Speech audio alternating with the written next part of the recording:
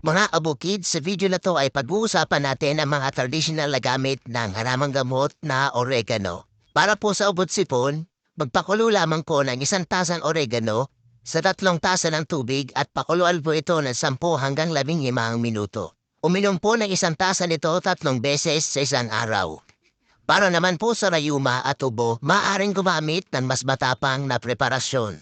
Pigain ng mga dahon ng oregano at uminom po nito ng 1 kutsarita 3 beses sa isang araw. Para naman po sa mga pigsa, sugat at kagat ng insekto, magdikdik ng dahon nito at diretsong itapal o ipahid sa apektadong bahagi ng katawan 1 beses sa isang araw.